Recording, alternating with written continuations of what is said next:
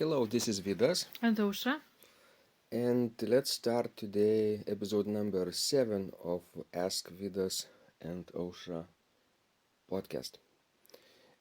Today's question was posted by Paul, and he writes, I've been given the opportunity to be organist at First Baptist Church in Boaz and have been playing every other week a prelude and postlude, but I get very nervous and have a very hard time focusing on the music.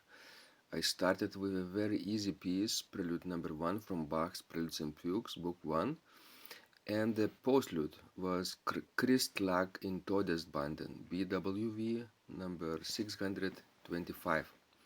I learned a long time ago when taking lessons. Both pieces went well, but very hard to focus. The last prelude I played was Bach's Sleepers Awake, so that's Wachet auf, right? Yes. Wachet auf, ruft uns die Stimme. But both my hands were trembling. It was easy to lose my place in the music. At one point I stopped, backed up a little and started again, something that it is not supposed to happen. I've played it perfectly at home. Suggestions?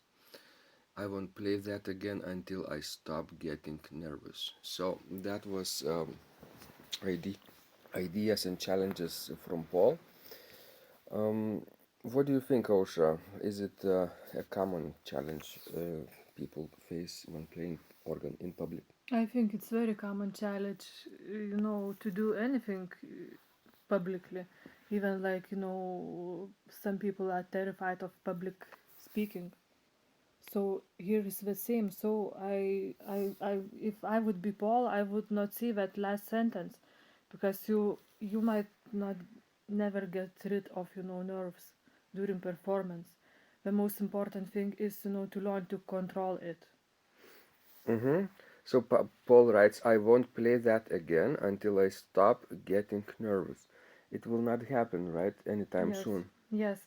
And I would suggest that you need to play as often publicly as you can. This is probably the best way to Mm-hmm. to be able to control your nerves. To be able to face your fears, right? To get stronger. Remember the saying, whatever doesn't kill me um, makes me stronger, right? Yes. Mm-hmm. And I mean, if if something happens in some spot, never try to play it again during public performance. Just go ahead. Maybe you can mark in your score, like places where it's comfortable for you to start, and then pick up the closest part that it's Connected, right? connected. Mm-hmm. Yes. And make sure you also keep the pulse moving, keep counting, and pick up the new fragment if you have to, right? Pick up the new fragment exactly at the next beat, so that you don't miss a beat, and nobody will notice that. Yes, and another important thing is just for don't forget to breathe. It's such a simple thing. It seems like a very simple thing to do, but actually it's not that simple during actual performance when you get nervous, when it starts for you to get hard to breathe. Many people even forget about it. You know what happens when we panic, right? This was a panic attack for Paul, probably a small one, maybe, because he managed to control it by um, playing a fragment again, right? Backing up and playing it again, and finishing the piece anyway. But what happens when you panic is you basically you are short of oxygen, right? And your brain doesn't get enough of oxygen, so you have to constantly remind yourself of breathing deeply, slowly, and the slower you breathe, the calmer you will feel, right? That's the rule. Osha, have you been breathing while playing organ, and did it help you at that point when you were nervous? Yes, definitely it did. It did help me a lot. I remember my last recital for Bach's birthday. Remember we played Yes. together this year, and I played this E minor long prelude and fugue, BWV 538, and yes, it was a strenuous piece, and there were a few episodes that I was particularly shaking, and I kept breathing. Actually, that saved me somehow from stopping, from panicking, and from losing my place in music. Right? So I hope Paul and others people who struggle with playing organ in public, for struggling from being nervous, too nervous perhaps, might get might get some help and apply these tips in practice. Yes, and sometimes that fear also comes from not being prepared well enough. I'm not telling that Paul case was like this, but sometimes there are things when you are not prepared well enough, and you are starting panicking during performance. Mm-hmm. So just you have to be really well prepared.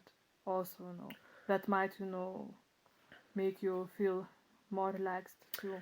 Can you be more precise? What do you mean well prepared here?